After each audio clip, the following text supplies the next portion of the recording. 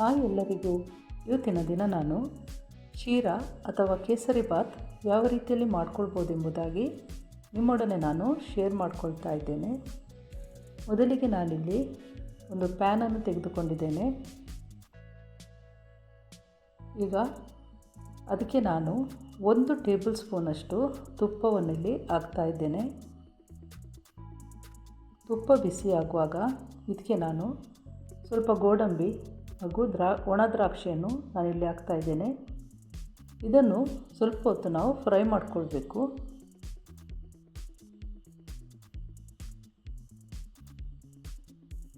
ಈಗ ಇದು ಫ್ರೈ ಆಗಿದ್ದು ಸಾಕು. ಇದನ್ನು ನಾನು ಒಂದು ಬೌಲಿಗೆ ತೆಗೆದಿಟ್ಕೊಳ್ತಾ ಇದ್ದೇನೆ.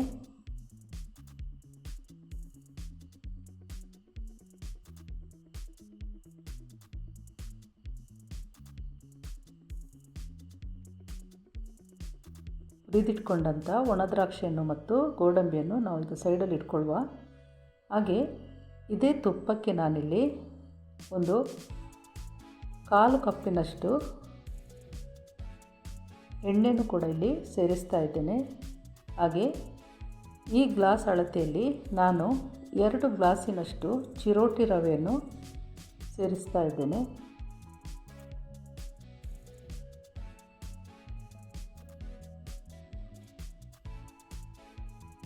ಯಾವ ಗ್ಲಾಸಲ್ಲಿ ನಾನು ಚಿರೋಟಿ ರವೆಯನ್ನು ಸೇರಿಸಿದ್ದೇನೋ ಅದೇ ಗ್ಲಾಸಲ್ಲಿ ನಾನು 1/4 ಕಪ್ ಗ್ಲಾಸಿನಷ್ಟು ನಾನು ಎಣ್ಣೆನೂ ಇದಕ್ಕೆ ಸೇರಿಸಿದ್ದೇನೆ.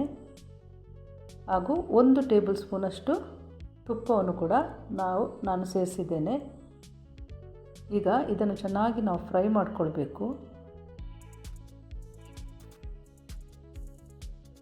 ಲೋ ಫ್ಲೇಮಿನಲ್ಲಿಟ್ಟೆ ಈ ರವೆಯನ್ನು ನಾವು ಫ್ರೈ ಮಾಡಿಕೊಳ್ಬೇಕು. ಈಗ ಒಂದು 7-8 ನಿಮಿಷ ಆಗಿದೆ. ಇದು ಫ್ರೈ ಆಗಿದೆ. ಇದನ್ನು ನಾನೀಗ ಒಂದು ಪ್ಲೇಟಿಗೆ ಟ್ರಾನ್ಸ್ಫರ್ ಮಾಡ್ಕೊಳ್ತಾ ಇದ್ದೇನೆ. ಈಗ ಇದನ್ನು ನಾವು ಸೈಡಲ್ಲಿ ಇಟ್ಕೊಳ್ಳುವ. ಹಾಗೆ ಇದೇ ಒಂದು ಪ್ಯಾನಿಗೆ ನಾನಿಲ್ಲಿ 4 ಗ್ಲಾಸಿನಷ್ಟು ನೀರನ್ನು ಸೇರಿಸ್ತಾ ಇದ್ದೇನೆ.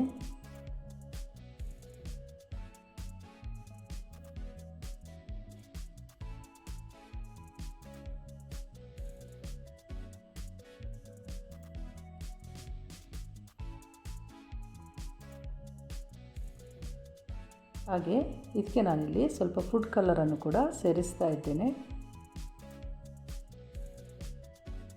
ಇದನ್ನು ಚೆನ್ನಾಗಿ ಮಿಕ್ಸ್ ಮಾಡಿಕೊಳ್ಳುವ. ಹಾಗೂ ಇದನ್ನು ಈಗ ನಾವು ಕುದಿಯುವುದಕ್ಕೆ ಬಿಡಬೇಕು. ನೀರು ಚೆನ್ನಾಗಿ ಕುದಿಯುತ್ತಿರುವಂಥ ಸಮಯದಲ್ಲೇ ಈಗ ಹುರಿದಿಟ್ಕೊಂಡಂಥ ಚಿರೋಟಿ ರವೆಯನ್ನು ಕೂಡ ಇದಕ್ಕೆ ನಾವಿಲ್ಲಿ ಸೇರಿಸ್ಕೊಳ್ಬೇಕು. ರವೆಯನ್ನು ಸೇರಿಸ್ಕೊಳ್ಳುವಾಗ ಯಾವಾಗಲೂ ಗ್ಯಾಸ್ ಲೋ ಫ್ಲೇಮಿನಲ್ಲಿ ಇರುವ ಹಾಗೆ ನೋಡಿಕೊಳ್ಬೇಕು.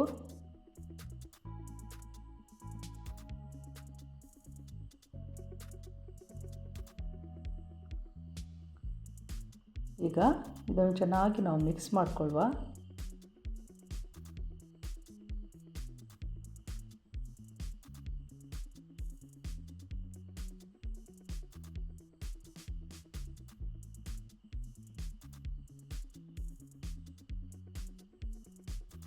ಈಗ ರವೆ ಗಟ್ಟಿಯಾಗಿ ಬರುವಾಗ ಇದಕ್ಕೆ ನಾನಿಲ್ಲಿ 3/4 ಗ್ಲಾಸಿನಷ್ಟು ಸಕ್ಕರೆಯನ್ನು ಸೇರಿಸ್ತಾ ಇದ್ದೇನೆ.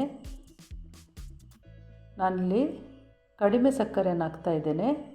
ನಿಮಗೆ ಎಷ್ಟು ಸಕ್ಕರೆ ಬೇಕು ನಿಮ್ಮ ಇಷ್ಟಾನುಸಾರ ಅಷ್ಟು ಸಕ್ಕರೆಯನ್ನು ನೀವು ಹಾಕ್ಕೊಳ್ಬೋದು.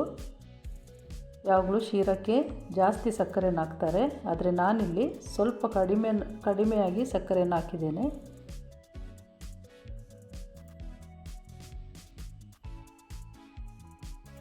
ಸಕ್ಕರೆ ಎಲ್ಲ ಚೆನ್ನಾಗಿ ಇದರಲ್ಲಿ ಮಿಕ್ಸ್ ಆಗುವಾಗೆ ಇದನ್ನು ನಾವು ಕಲಿಸ್ಕೊಳ್ಬೇಕು.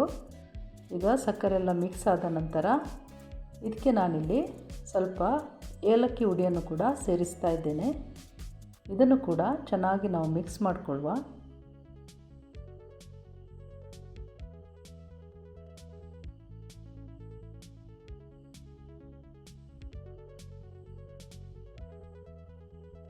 ನಾನಿಲ್ಲಿ ಹುರಿದಿಟ್ಕೊಂಡಂಥ ಗೋಡಂಬಿ ಹಾಗೂ ದ್ರಾಕ್ಷಿಯನ್ನು ಕೂಡ ಈ ಸಮಯದಲ್ಲಿ ಇದಕ್ಕೆ ನಾನಿಲ್ಲಿ ಸೇರಿಸ್ತಾ ಇದ್ದೇನೆ.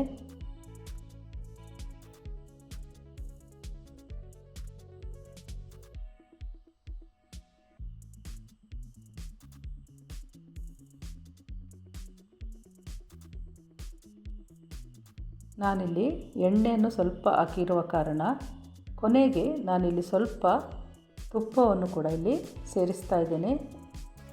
ಹೀಗೆ ಹಾಕೋದ್ರಿಂದ ಶೀರಾ ಕೂಡ ಸ್ಮೂತಾಗಿ ಬರ್ತದೆ. ಈಗ ಇದು ಪ್ಯಾನನ್ನು ಬಿಡ್ತಾ ಬಂದಿದೆ. ಈಗ ಇದು ರೆಡಿಯಾಗಿದೆ. ಇನ್ನು ಈ ಶೀರವನ್ನು ನಾವು ಸರ್ವ್ ಮಾಡ್ಕೊಳ್ಬೋದು.